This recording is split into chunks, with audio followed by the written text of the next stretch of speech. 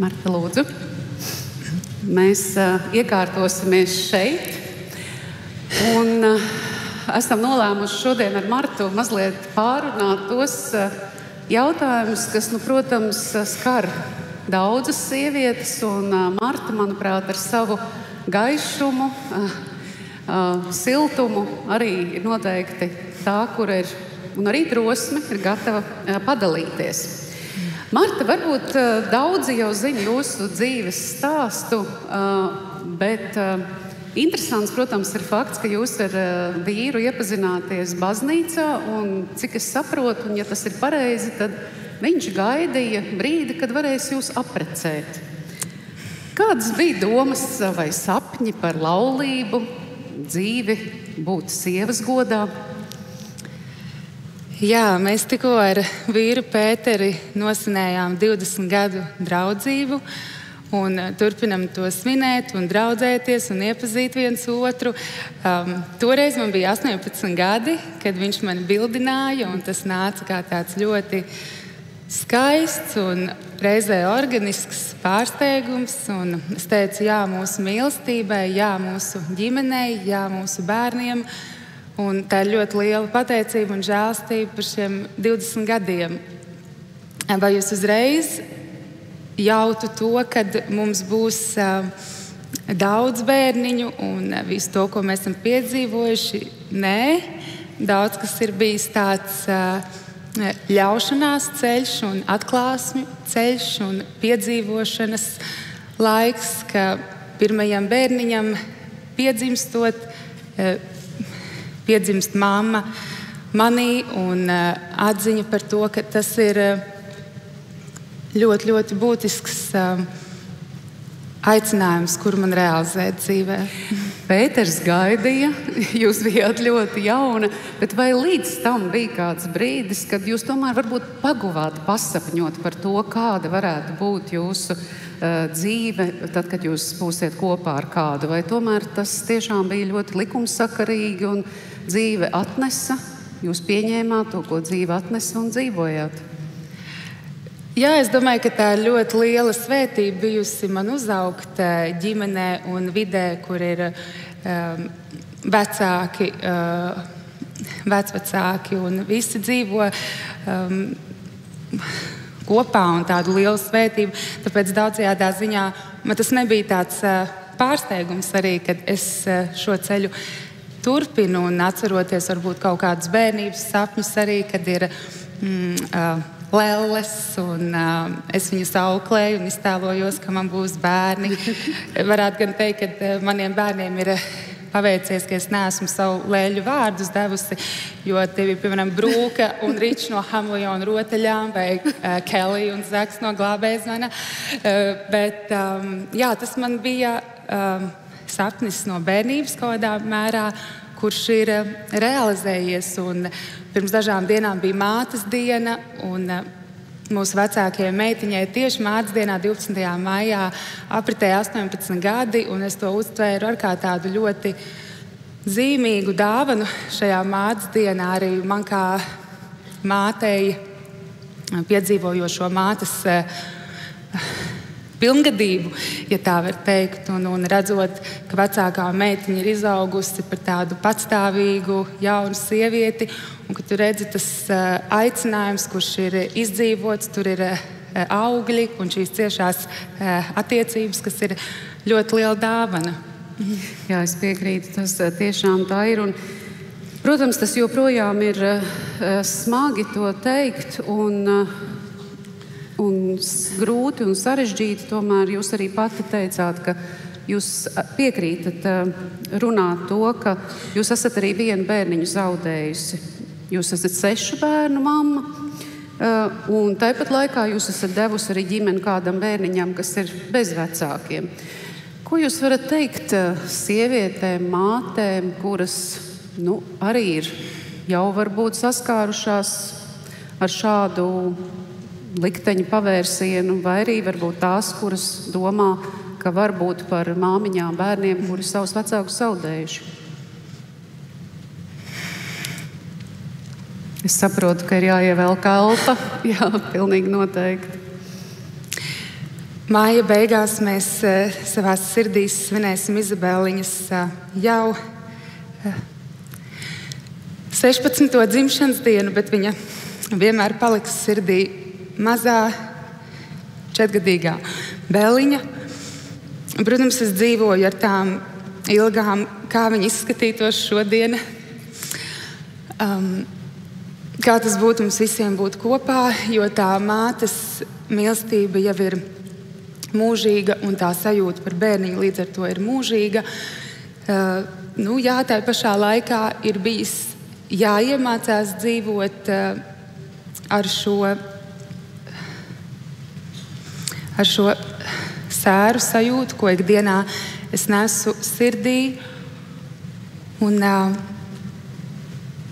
domāju, ka tā mīlestība, kas pāri visam apklāja visu, kas ir tas noslēpums, ir tas, uz ko mums atliek šādos brīžos paļauties. Un lai arī es esmu piedzīvojis, kad ar prātu es tiešām saprotu cilvēkus, kas kādas sāpes neiztur un nepanes šai dzīvē, tad pāri visam ir šis mīlestības spēks, kurš ir nesis cauri. Jā. Un nelielai varbūt atelpai un pauzei pirms nākamā jautājuma gribētu tomēr arī citēt Renāra Kaupera dziesmas vārdus uz baltas pieneņa pūkas. Un tur ir šādi vārdi. Es tagad skatos no zvaigznes uz jums kā no bēniņa lūkas. Man laiks lidot pretī gaismai uz baltas pieneņa pūkas. Un liels bija mans pārsteigums, ka šajā pavasarī, kas rit it kā lēni, bet reizē tik ļoti strauji, pieneņas ir noziedējušas. Un tiešām ir šīs baltās pieneņa pūkas, un tiešām vējš arī tās mēdz aizpūst. Bet par adopciju runājot, cik viegls vai ilgs vai ātrs bija šāds lēmums? Jā, par bērniņa pieņemšanu ģimenē no malas, ja tā var teikt, mēs ar vīru jau bijām domājuši sākotnēji, kad mēs vēl draudzējāmies. Un mums apkārt bija draugu ģimenes Amerikā, kur ir spēruši šādu soli. Un pienāca brīdis arī mūsu dzīvēs, kad bija sajūta, kad bērniņš ne tikai var piedzimt pa dzemdību ceļiem, bet ir tāds brīdis, ka viņš piedzimst mūsu sirdī. Un tā mūsu mīļā Viktorija, 1 gadu jauna meitenīte, ienāca mūsu ģimenē, un tas jau ir 10 gadu atpakaļ. Un laiks arī ir nemanot ļāvis dzīt tam, kas varbūt sākumā, protams, nav viegli un daudz kas ir savādāk ar bioloģisko bērniņu, bet jau pieminētā mīlestība, kas apklāja visu, tā dara brīnumus. Un to brīnumu mēs esam piedzīvojuši arī ar bērniņu, kurš piedzim mūsu sirdīs. Un es domāju, patiesi brīnišķīgi dzīvot līdzi bērnu attīstībai, redzēt, kā bērni mainās, kā viņi redz pasauli, kā viņi uztver pasauli un ko mēs šajā mirklī viņiem varam palīdzēt, vai varbūt kādreiz pat nedaudz traucējam. Bet jūs esat izvēlējušies ģimenē arī bērnus, lielu ģimeni, mācīt mājmācībām, jāatrod visiem laiks, visiem jāpievēršas, jāmācās kopā droši vien līdz ar viņiem. Kā jūs domājat, kā būs tas brīdis, kad tomēr, jūs pieminējāt vienai vecākai meitiņai 18 gadi, būs brīdis, ka kāds no šīs ģimenes, no šīs jūsu uzbūvētās pasaules izies ārā pasaulē? Kā tam var sagatavoties? Es domāju, kā daudz kam, par ko jau mēs runājām, viens ir, ka tu teorētiski tam gatavojies, bet ka tu to piedzīvo un tev šī pieredze tam gatavo. Daudzajādā ziņā vecākai meitiņai jau sasniedzot pilngadību, jau pēdējos gadus viņa diezgan aktīvi dzīvo savu patstāvīgu dzīvi, bet varbūt pieminot nedaudz uz apakaļu tavu jautājumu ievadā par mūsu izvēli, es varbūt pieminēšu laiku, kad es studēju psiholoģiju Latvijas Universitātē, un kad es rakstīju kursa darbu tieši attīstības psiholoģijā par vecumu 0 līdz 3 gadi. Tur bija tāds pētījums, kurš man ļoti uzrunāja vēl laikā, kad es gaidīju vecāko meitiņu. Un šī pētījuma rezultāti bija par to, ka tika pētīti bērniņi 0 līdz 3 gadu vecumam Āfrikā, kādā ciltī, un Francijā, kādā pilsētā. Un Āfrikas šajā ciltī bērniņš visu laiku klāt mammai, viņš tiek nesāts slingā, viņš tiek ilgi zīdīts, visi guļ kopā. Un Francijā, kā jau tas ir populāri rietumu pasaulē, bērniņam pēc dzimšanas ir sava istaba, viņš netiek zīdīts, viņam tiek dots māneklītis un nāk svešs auklītis. Un vienmēr sakot par to, rakstot kursu darbu, tas man ļoti rezonēja, tas man lika ļoti aizdomāties par to vēsturi, no kurienes mēs nākam. Arī kā sievietes, kuras mēs iznēsājam to bērniņu un mēs viņu zīdījam. Un priekš manis daba parāda, ka tā ir ļoti liela saikne. Ne tikai, ka bērniņš ir mazs, bet arī, ka viņš aug. Un runājot par to pilngadības laiku, man ir sajūta, ka tās tomēr ir tādi procesi, kas notiek arī organiski. Un, protams, ir kaut kāda saldsērīga sajūta un nostalģija par to, ka esam bijuši tik daudz cieši kopā, bet ir arī ļoti tāda veselīga gatavības sajūta un prieks, kad meita dodas savā dzīvē. Jā, un Marta, es pieteicu jūs arī kā dziedātāju, un tūlīt mēs arī dzirdēsim dziesmu kopā ar jūsu bērniem. Varbūt arī pirms jūs uzsākat šo dziesmu, vai jūs domājat, ka arī tas būs tālāk, paliks liela daļa no jūsu dzīves, kad pakāpeniski citi bērni arī dosies savā dzīvē? Noteikti, jo ar mūziku es esmu uzaugusi, es esmu vijolniece arī, mūzikas skolā mācījos. Un, jā, mūzika ir ļoti īpaša valoda, un priekš manis ir vienmēr sajūta, ka ar mūziku es varu pateikt vairāk kā ar vārdiem, jo mans vīrs ir ļoti labs orators, un kad viņš runā, tad vienmēr man ir tāda apbrīna, cik cilvēki var skaisti vārdus kā pērles uzlikt tādā virtenē. Jā, tā kā es ticu, ka bērni būs devušies uz savām dzīvēm. Protams, es sapņoju par mazbērniem, ka es varēšu būt kopā ar viņiem, bet ļoti iespējams, ka es arī vairāk muzicēšu.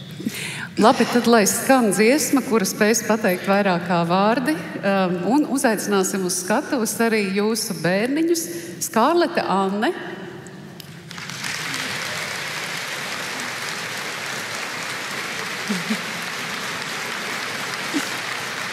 Gabriela Gaisma,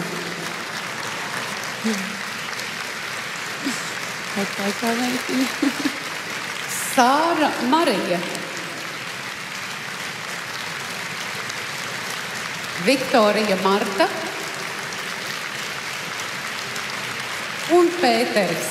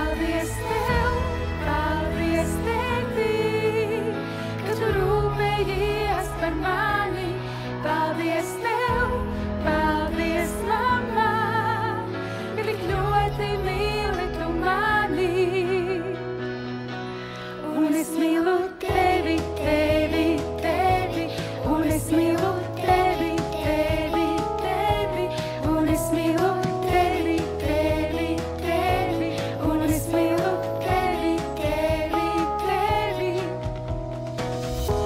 Ir divas sirdis pasaulē,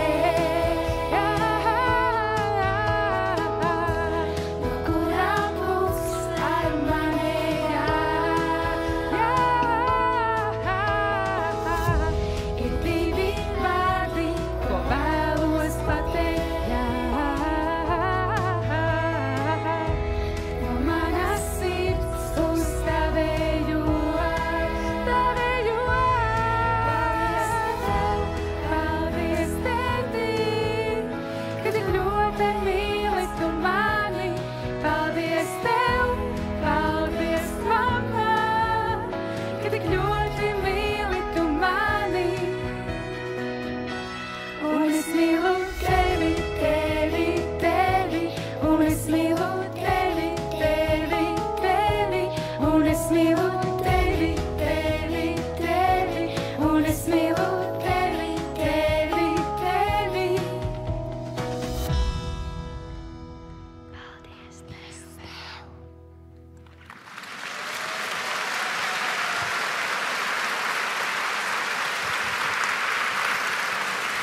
Paldies jums! Šī dziesmība, starp citu, bija tieši kā veltījums mātes dienā, jums kā māmiņām, kā līderēm, mājās un visur, tur, kur jūs esat. Un arī tur bija sveiciens tēviem, jo bez tiem mēs nevarētu. Paldies, Marta! Paldies.